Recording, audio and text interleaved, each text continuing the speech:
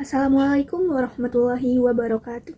Perkenalkan, nama saya Bunga Fiana Putri dengan NIM 240222049 dari jurusan PG PAUD, Fakultas Ilmu Pengetahuan Universitas Negeri Padang.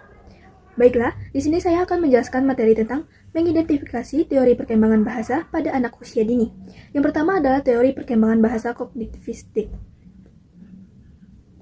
Bahasa merupakan aspek fundamental dalam perkembangan manusia. Kemampuan berbahasa memungkinkan individu berkomunikasi, mengekspresikan ide, dan memahami dunia di sekitarnya. Salah satu teori utama yang menjelaskan perkembangan bahasa adalah teori kognitivistik, yang dikembangkan oleh Jean Piaget. Teori ini menekankan bahwa perkembangan bahasa berkaitan erat dengan perkembangan kognitif anak. Dengan kata lain, anak tidak hanya sekedar meniru kata-kata yang mereka dengar, tetapi bahasa berkembang seiring dengan perkembangan kemampuan berpikir mereka. Teori kognitivistik menyatakan bahwa anak-anak membangun pengetahuan mereka sendiri tentang dunia, termasuk bahasa, melalui pengalaman dan interaksi dengan lingkungan. Menurut Piaget, terdapat beberapa prinsip utama dalam perkembangan kognitif yang juga mempengaruhi perkembangan bahasa. Yang pertama adalah asimilasi. Anak-anak menyerap informasi baru dan menghubungkan dengan pengetahuan yang sudah dimiliki. Yang kedua ada akomodasi. Anak menyesuaikan struktur kognitifnya untuk memahami informasi baru. Yang ketiga ada keseimbangan kognitif. Anak secara terus-menerus mencari keseimbangan antara asimilasi dan akomodasi untuk memahami dunia secara lebih baik. Piaget membagi perkembangan kognitif anak menjadi 4 tahapan, yang masing-masing mempengaruhi perkembangan bahasa. Yang pertama ada tahap sensorik motor dari usia 0 sampai 2 tahun. Anak belajar melalui pengalaman langsung dengan dunia sekitarnya menggunakan indera dan gerakan. Bahasa melalui perkembangan dalam bentuk komunikasi nonverbal seperti tangisan dan gerak tubuh. Pada akhir tahap ini, anak mulai memahami bahwa objek tetap ada meskipun tidak terlihat, yang menjadi dasar bagi perkembangan kata-kata pertama. Yang kedua ada tahap praoperasional, dari usia 2 sampai 7 tahun. Anak mulai menggunakan simbol termasuk kata-kata untuk mewakili objek dan konsep. Pemikiran masih bersifat egosentris, yaitu anak-anak melihat dunia hanya dari sudut pandangan sendiri. Bahasa perkembangan pesat tetap masih sering bersifat konkret dan belum memahami konsep abstrak secara penuh. Yang ketiga ada tahap operasional konkret dari usia 7 sampai 11 tahun. Anak mulai berpikir secara lebih logis tentang dunia nyata, tetapi masih kesulitan memahami konsep abstrak. Bahasa mulai berkembang lebih kompleks, termasuk pemahaman tentang tata bahasa yang lebih baik. Anak mampu menggunakan bahasa untuk berpikir tentang konsep yang lebih luas, seperti hubungan sebab akibat. Yang keempat ada tahap operasional formal, usia 11 tahun ke atas. Anak mulai dapat berpikir secara abstrak dan logis. Bahasa digunakan untuk menyampaikan pemikiran yang lebih kompleks, seperti hipotesis dan pemecahan masalah. Yang kedua ada peranan bahasa kognitivistik dalam perkembangan anak usia dini.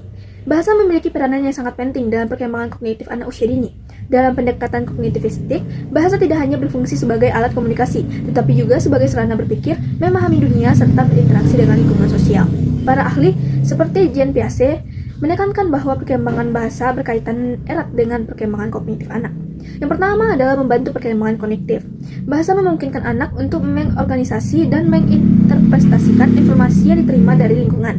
Melalui bahasa, anak dapat menghubungkan pengalaman yang telah mereka alami dengan konsep-konsep baru, sehingga mempercepat proses belajar. Dalam teori Piaget, bahasa berkembang seiring dengan tahapan kognitif anak, di mana mereka mulai memahami simbol, konsep, dan hubungan antara objek dan dunia mereka.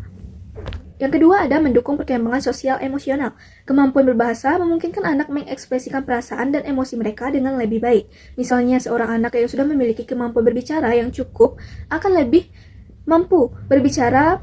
Misalnya seorang anak yang sudah memiliki kemampuan berbicara yang cukup akan lebih mudah menyampaikan rasa senang, marah, ataupun sedih kepada orang tua atau teman sebaya. Selain itu, bahasa juga membantu anak memahami perasaan orang lain yang merupakan dasar dari empati dan keterampilan sosial yang baik.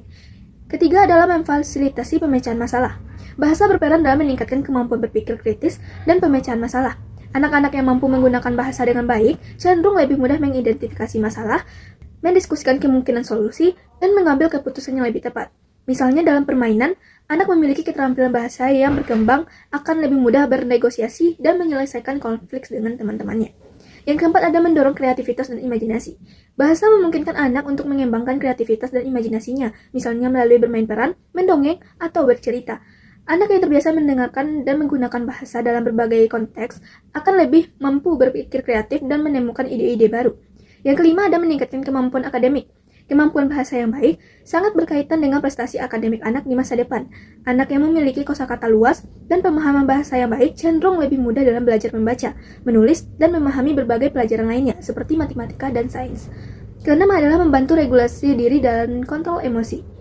Bahasa juga memainkan peran penting dalam mengendalikan diri. Anak-anak yang mampu berbicara dengan baik cenderung lebih mudah mengatur emosinya, misalnya dengan mengungkapkan ketidaknyamanan mereka melalui kata-kata daripada melalui tangisan atau perilaku agresif.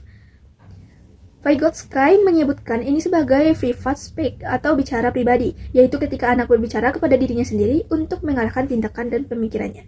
Kesimpulan dari materi di atas adalah, bahasa memiliki peranan yang sangat penting dalam perkembangan anak usia dini. Teori kognitivistik menekankan bahwa perkembangan anak tidak bisa dipisahkan dari perkembangan kognitif anak. Anak memahami dunia terlebih dahulu sebelum dapat menggunakan bahasa untuk mendeskripsikannya. Perkembangan bahasa juga berpengaruh pada perkembangan kognitif, sosial, emosional, dan kreativitas anak.